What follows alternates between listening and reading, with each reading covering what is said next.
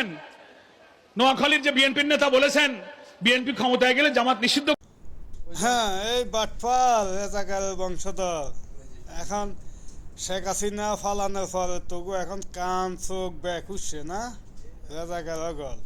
তো কিতা মনে করস কি বাংলাদেশটা তোদের 1971 সালে যে দেশ বিরোধী যে তোরা দেশের বিরুদ্ধে যে ছিলি এটার বিচার হবে, তোরা এটার জন্য মাপ পাবি না। তোরা এখন যেভাবে শুরু করছস তোরা ভালো মানুষ, তোরা 71 সালের ভূমিকার জন্য মাপ চাস আমেরিকা যায়, বাংলাদেশে তো মানুষের কাছে মাপ চাইলি না। বাট পারগল লম্বা লম্বা কথা কস, দেশে বাড়ি বাড়িয়ে মহিলা নামাই দি আরে এনে তালিম করস, কোরআন তালিম করলে জামাতের নাম কিনলে লস, কোরআন তালিম করবি এমনি ইসলাম বাদ দি জামাত বাদ দি, তো আড়ি আড়ি হ্যাঁ তালিম কর জামাত ইসলামের তালিম। যে দেশে জামাত নাই, যে দেশে জামাত শিবির নাই এই দেশ চলেন না। আফগানিস্তানের মতো একটা দেশ তারা ইসলামী শাসন কখনো করতে পারে না।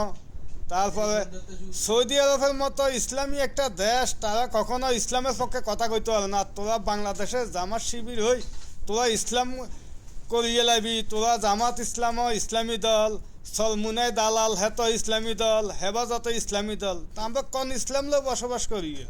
আমরা কোন জগতে আছি? সবাই তো ইসলাম কস কি আমরা কি কাফের নাকি? আমরা মুসলিম না? তোরা আমরা কি বুঝাস? ভোটা আইলে তোরা কস আমরা এনে হয়েছি হেন হয়েছি আমরা ইসলামিক দল। ইসলামিক দলে কোনোদিন মিশা কথা কয় না। তোরা জায়গা জায়গা মিশা কথা কেন কস? ভোটের জন্য তোরা মিশা কথা কস, তোরা কি ইসলামী দল? তোরা হইলি বাটপার।